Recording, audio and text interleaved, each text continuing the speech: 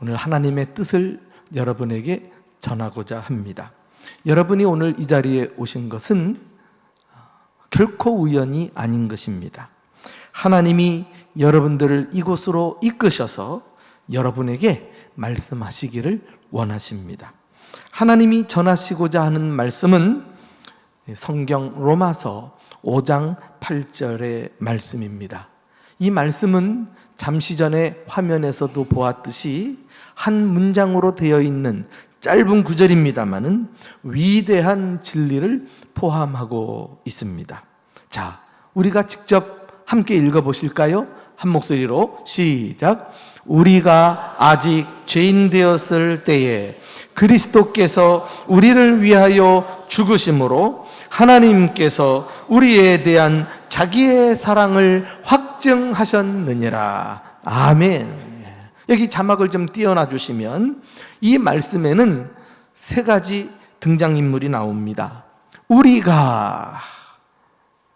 우리는 모든 인간을 의미합니다. 또 그리스도께서 하나님의 아들 예수님을 의미하죠. 그리고 하나님께서 세 번째 등장인물인데, 이 하나님은 천지를 지으시고 역사를 주관하시는 유일하신 하나님을 가리키고 있습니다. 저는 이 말씀을 가지고 하나님께서 우리에게 보여주시는 세 가지 진리를 나누고 싶습니다. 이 세 가지는 저와 여러분이 잊지 않고 꼭 기억해야만 하는 중요한 진리입니다. 첫 번째 진리는 우리는 죄인이라는 것입니다. 우리가 아직 죄인 되었을 때에 라고 시작하고 있죠. 이 말은 모든 인간은 죄인이다 하는 말입니다.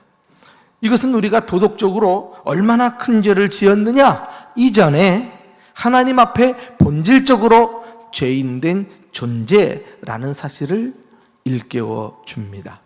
그래서 성경 로마서 3장 23절에 이런 말씀이 나옵니다. 모든 사람이 죄를 범하였음에 하나님의 영광에 이르지 못한다. 사람들이 인정하든 인정하지 않든, 받아들이든 거절하든 성경은 줄기차게 모든 사람이 죄인이다 말씀하고 있습니다. 이것은 마치 명의가 환자 앞에서 그의 병을 정확하게 진단하고 확실하게 가르쳐주는 것을 뜻하는 것과 같습니다. 우리 하나님은 우리의 최고의 명인으로서 우리를 어떤 문제가 있는지를 진단하시고, 그리고 우리에게 지금 말씀하고 계시는 것입니다. 우리는 죄인이다 라는 것입니다. 어떤 사람이 깨끗한 옷을 입고 진흙탕 옆을 지나다가 실수로 흙탕물이 옷에 튀었어요. 그러나 조금밖에 안 튀었으니까 괜찮겠지라고 생각하면서 그냥 지나가는 사람은 아무도 없을 것입니다. 흰옷에 난 얼룩은 큰 것이나 작은 것이나 분명한 얼룩이기 때문에 속이 상할 것입니다. 마찬가지로 우리는 나는 큰 죄를 안 지었어 라고 생각할 수 있지만은 하나님 앞에서는 죄는 모두 죄인 것입니다. 무엇보다도 본질적으로 가장 큰 죄는 도덕적으로 짓는 죄가 아니라 하나님을 반역한 죄인 것입니다. 하나님을 거역하고 하나님께 순종치 않으며 하나님을 떠나 내가 스스로 살아가는 것, 이것이 본질적인 죄입니다. 역사적으로 어떤 나라든지 제일 큰 죄가 무엇입니까? 반역죄예요. 반역죄. 자기 왕을 왕으로 인정하지 않고 거역하면은 어떻게 됩니까? 3대를 멸합니다. 아예 그냥 반역의 씨를 없애버리자는 거 아니겠어요? 죄는 심판을 받고 사망에 이르게 하는 그래서 인간을 가장 불행하게 만드는 원인입니다. 이 하나님을 반역한 이 죄로부터 우리가 아는 모든 죄가 나타나게 되는 것입니다. 성경은 모든 인간은 이렇게 죄 때문에 불행하게 살다가 결국 지옥으로 간다고 말씀합니다. 이것을 둘째 사망이라고 말해요. 한 번 죽는 것도 억울하고 슬픈데 그 다음에 지옥에 떨어져서 영원히 고통을 당하게 되니 얼마나 안타깝고 괴로운 일입니까? 그런데 바로 이 우리 안에 있는 근본적인 죄를 인간이 스스로 어찌할 수 없다는 거예요. 해결할 수 있는 능력이 없는 게 또한 인간의 한계입니다. 그런데 사람이 양심이 자기가 바르지 못하다는 걸 알 수 있거든요. 하나님 앞에서는 더 할 말이 없고, 그러니까 고작 이 문제를 잊어버리기 위해서 해결한다고 하는 것이 돈을 많이 모아봅니다. 돈을 많이 소유해서 부자가 되면 좀 남들과 다르게 대단한 사람들처럼 보이면 죄가 없는 것처럼 보여질까 싶은 거 아니겠어요? 그래도 돈은 인간의 죄 문제를 해결할 수 없어요. 어떤 사람은 지식을 쌓습니다. 지식을 쌓아서 남들보다 좀 뛰어나게 보이면 사람들이 대단하게 보여줄 것 같으니까, 그래서 죄를 해결할 수 있을 것 같지만 인간의 지식은 절대로 죄 문제를 풀 수 없습니다. 또 어떤 사람들은 이 세상 명예와 인기와 높은 지위를 추구합니다. 그래서 많은 사람들에게 대접을 받고 그들이 자신을 우러러보면 나는 그런 사람들하고 특별히 다른 존재처럼 여기면서 죄인이 아니다 착각하게 만들어요. 다 속아 넘어가는 것입니다. 스스로 속는 것입니다.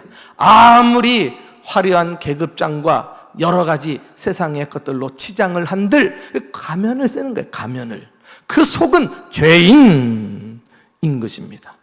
하나님을 반역한 극악무도한 죄를 지은 죄인인 것입니다.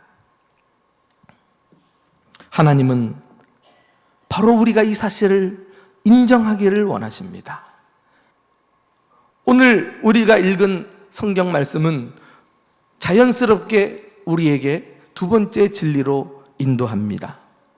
두 번째 진리는 그리스도께서 우리를 위해 죽으셨다는 것입니다. 그리스도께서 우리를 위하여 죽으심으로 이렇게 말씀하고 있지요. 하나님은 죄인이 심판을 받고 멸망당하는 것을 원치 않으셨습니다. 그래서 우리를 죄에서 구원하시기 위해 당신의 아들인 예수 그리스도를 이 땅에 보내주셨습니다. 예수님은 죄 없으신 분이지만 죄인인 우리를 위하여 십자가에서 죽으셨습니다. 예수님이 십자가에서 죽으신 이유는 우리가 받아야 될 심판을 우리 대신 담당하신 것입니다. 이 말씀을 성경에서 아주 자세히 표현을 하고 있는데, 대표적으로 이사야서 53장 5절 말씀 다 같이 읽어봅시다. 시작. 그가 찔림은 우리의 허물 때문이요 그가 상함은 우리의 죄악 때문이라. 그가 징계를 받음으로 우리는 평화를 누리고 그가 채찍에 맞음으로 우리는 나음을 입었도다. 그가 찔린다. 예수님이 십자가 고난을 받는 것을 말합니다. 그가 상한다. 십자가에서 몸이 찢기시고 피 흘려 죽으시는 것을 말합니다. 이 찔리고 상처받고 하는 것은 단순한 상처 정도가 아니라 아주 처절한 그리고 고통스러운 죽음을 나타낼 때 쓰는 단어인데요. 왜 예수님께서 이렇게 십자가에서 찔리시고 몸이 찢기시고 상하시고 죽으셔야만 했는가? 우리의 허물 때문이요 우리의 죄악 때문이라 그리했어요. 여기 허물은 고의적으로 짓는 범죄를 말합니다. 교도소에 있는 사람들은 다 드러나서 교도소에 들어가는 것이죠. 그리고 이 죄악이라고 하는 말은 본래 가지고 있는 인간의 악한 죄성, 하나님을 거역하고 하나님을 배반하고 홀로 살아가고자 하는 이런 죄의 특성을 나타냅니다. 이렇게 고의적으로 아니면 본래 가지고 있는 죄성, 이것이 바로 인간이라는 것 아니겠어요? 인간은 죄만 가지고 있을 뿐이지 이것 하나 해결하지 못하니까 예수님께서 우리 대신 십자가에서 찔리시고 상하시고 고통받아 죽으셨다는 것입니다. 그리하여 그가 징계를 받음으로 우리는 평화를 누리고 그가 채찍에 맞음으로 우리가 나음을 얻었더라. 죄로부터 구원받은 것을 증거하고 있습니다. 이제 그 누구라도 예수님을 믿기만 하면 죄사함을 받을 뿐만 아니라 지옥 형벌에서 벗어나 천국에 들어가 영원한 생명을 누리게 될 줄로 믿습니다. 이렇게 인간의 고질적이고 근본적이고 본질적인 이 죄의 문제를 예수님께서 유일하게 해결해 주셨건만 사람들이 얼마나 죄로 인해 마음이 강팍한지 예수님께 나오질 않아요. 예수님을 믿으려고 하지 않아요. 그러면서 예수님 비스무리하게 거룩하게 살았다는 사람, 성인이죠. 또 여러 종교의 창시자들, 그들이 만든 종교에 마음을 두고 살아갑니다. 이도저도 아니면은 사람들이요 만들어 놓은 어떤 돌멩이 같은 우상 앞에 그냥 봐달라고 그렇게 읊조리면서 손바닥이 닳도록 비는 것을 보면 이 과학 문명 시대에 얼마나 어리석은 일입니까? 예수님 당시에 이미 그 유명한 종교들이 있었고 여러 성인들도 있었지만 예수님은 그 모든 것들을 다 물리치고 내가 곧 길이요 진리요 생명이니 나로 말미암지 않고는 아버지께로 갈 자가 없다. 유일하신 구원의 길이심을 선포하셨어요. 세상 천지에 이렇게 확실하게 구원의 진리를 언급하신 분은 없어요. 다 저기 길이 있다, 저기 생명이 있다, 저기 진리가 있다 손가락을 밖을 향해 가르쳤는데 예수님만이 유일하게 내가 곧 길이다. 할렐루야. 내가 생명이고 내가 진리다. 예수님께로 가는 유일한 구원의 길은 예수님밖에 없음을 선포하셨어요. 어떤 사람들은 예수 믿으세요 그러면 나는 바로 예수 믿는 사람들 입만 열면 예수 믿으라는 것 때문에 그게 싫어서 안 간다 이래요. 아따 쓸데없는 고집과 자존심을 부려요. 가만히 생각해 보세요. 여러분 이것도 진리고 저것도 진리고 여기도 구원이 있고 저기도 구원이 있어. 이렇게 상대적인 것이 절대 가치가 될 수 있을까요? 진리는 오직 한 가지입니다. 그래서 배타성을 띨 수밖에 없습니다. 예수 믿는 사람들이 예수 믿어야 구원받아요. 예수님만이 하나님께로 가는 유일한 구원의 길이에요. 이렇게 말하는 것을 보면서 저런 일관된 주장을 하는 것을 우리가 진지하게 생각해 보면 진리이기 때문은 아닐까요? 하나님께서 우리를 구원하시기 위해서 보내주신 구주는 예수 그리스도 외에 다른 이름은 없어요. 그분이 오셔서 우리 대신 우리의 죄를 짊어지시고 십자가에서 우리가 죽어야 될 그 자리에서 대신 죽으시고 우리는 죄로부터 완전히 해방시켜서 참 자유인이 되게 해주신 줄로 믿습니다. 마지막 세 번째 진리는 하나님은 우리를 사랑하신다는 것입니다. 하나님께서 우리에 대한 자기의 사랑을 확증하셨느니라. 하나님의 사랑은 말로만 하는 사랑이 아니었습니다. 여기서 확증하셨다는 것은 하나님께서 사랑을 행동으로 나타내 보여주신 것을 말합니다. 그 사랑은 우리가 의인이었을 때, 그 사랑을 받을 만한 자격을 갖추었을 때 나타내신 사랑이 아니에요. 우리가 아직 죄인 되었을 때 다시 말해 우리가 하나님을 배반하고 하나님을 떠나 살 때, 하나님을 거역하고 하나님께 불순종하며 살 때 전혀 자격 없는 죄인에게 하나님께서 일방적으로 사랑을 베풀어 주신 것입니다. 성경은 두꺼운 책입니다. 그런데 예수 믿는 사람들에게 그 성경에서 가장 유명한 말씀 한 구절만 뽑으라 그러면은요, 예의 없이 이구동성으로 뽑는 구절이 하나 있어요.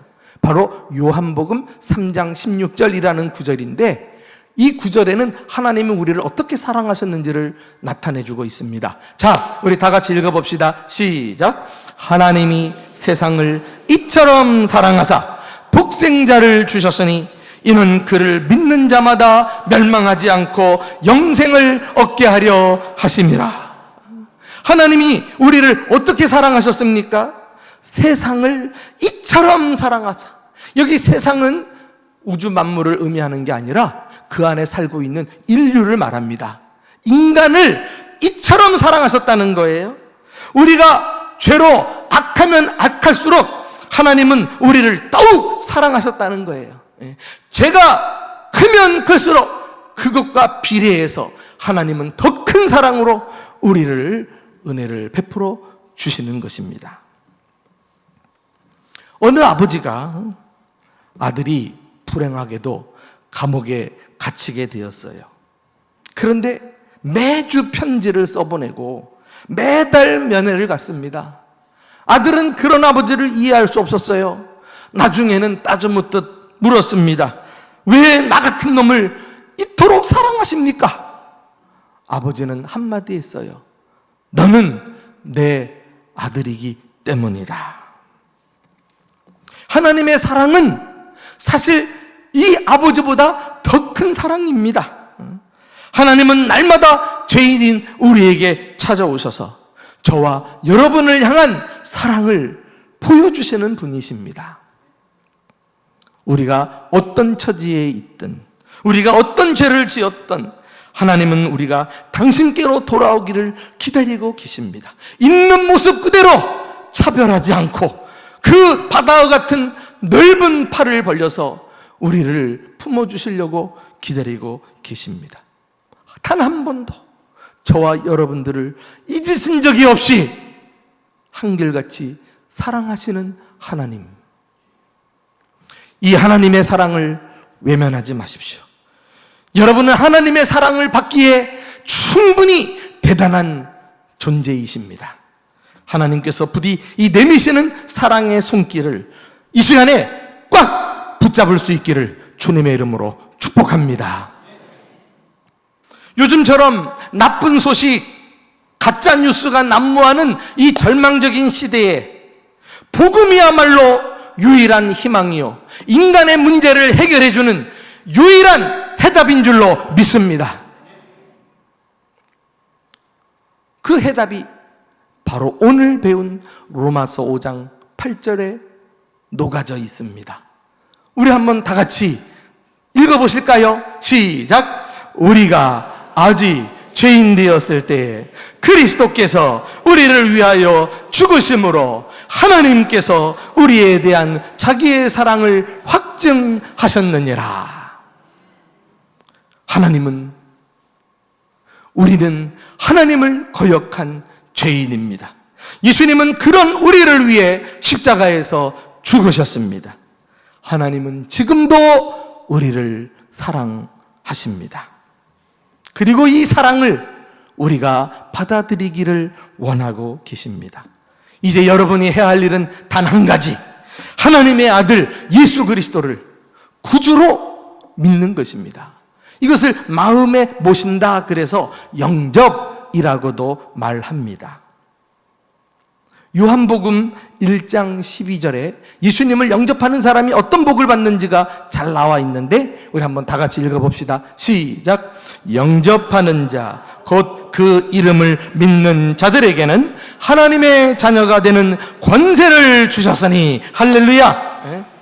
예수를 구주로 믿기만 하면 인생이 완전히 바뀝니다. 불행한 삶이 행복한 삶으로 바뀌고, 지옥 갈 인생이 천국 가는 인생으로 바뀌고, 죄의 자녀가 하나님의 자녀가 되는 권세를 누리는 축복을 받게 되는 것입니다. 나의 아버지는 무서운 아버지였어요. 어머니를 때리고 폭언을 일삼았던 아버지입니다. 아버지가 상을 둘러엎으면 자녀들은 저 구석에 쪼그리고서 벌벌 떨었던 경험이 있습니다. 아버지가 집에 들어오면 어머니와 싸우시느라고 집안은 하루도 조용할 날이 없었어요. 그때마다 어린 나는 가슴이 조마조마한 채로 교회로 달려갔습니다. 그 어린 것 무엇을 안다고? 교회는 나의 피난처였어요. 교회 가면 마음이 편했기 때문입니다. 그곳에는 어린 나에게 친절을 베풀어 주시는 목사님과 성도님들이 계셨기 때문이에요. 그리고 교회를 다니면서 점차 믿음이 들어가더니 하나님의 사랑을 알게 되었습니다. 나를 낳은 아버지에게서 받지 못한 사랑을 하나님 아버지에게서 받게 되었습니다. 그리고 그 하나님의 아버지의 사랑이 나를 변화시켰어요. 열심히 공부해서 내가 하나님의 사랑을 전하는 목사가 되어야 되겠구나. 한참 방황했던 청소년 시기에 고등학교 2학년 때 진로를 딱 목사가 되기로 결정을 했다니까요. 그리고 머리가 점점 커가면서 그 미워했던 아버지, 말도 섞이고 싶지 않았던 그 아버지를 신기하게도 사랑하게 되었습니다. 제가 결혼한 후에는 아내와 함께 아버지를 모시고 여행을 가기도 했어요. 그곳에서 그날 밤 나는 아버지와 함께 자면서 복음을 전했어요. 우리는 죄인이란 사실을, 예수님께서 우리를 위해 십자가에서 죽으셨다는 사실을, 하나님은 지금도 우리를 사랑하신다는 사실을, 아들이 전해주는 복음을 진지하게 들으시던 아버지께서 예수님을 구주로 모셔드렸습니다. 17년 전 아버지가 병으로 돌아가실 때는 위에 두 형님들을 마다하고 막내인 나에게 오셔가지고 병간호를 받으시고 평안하게 천국으로 올라가셨어요. 이 모든 것은 하나님 아버지의 사랑이 나의 삶에 가져다 준 기적이요 축복이었던 것입니다. 여러분, 영접하는 자에게는 자녀가 되는 권세를 주셨으니 그랬는데, 하나님의 자녀가 되는 것은 무엇입니까? 거꾸로 생각하면 그 위대하신 하나님이 우리 아버지가 되는 게 아니겠어요? 악한 자라도 자기 자식에게는 좋은 것을 줄 줄 알거든. 하나님은 선하신 우리 아버지이신데 그 자녀의 삶을 전적으로 돌보시고 사랑해 주시고 의식주 이 땅에서 먹고 사는 모든 삶을 전적으로 책임져 주실 줄로 믿습니다. 이제부터 살면서 염려, 걱정, 근심하지 않아도 돼요. 아둥바둥 어떻게 살아가 보려고 고단한 삶을 살지 않아도 돼요. 수고하고 무거운 짐진 자들아 다 내게로 오라. 내가 너희를 쉬게 하리라. 하나님께서 우리를 초청하고 계십니다. 오늘 고단한 인생의 짐을 무겁게 지시면서 여기까지 오신 분이 계신다면 이 자리를 나갔을 때는 이 짐을 다 내려놓고 하나님의 자녀가 되어 참 기쁨 속에 남은 삶을 살아갈 수 있기를 예수님의 이름으로 축원합니다.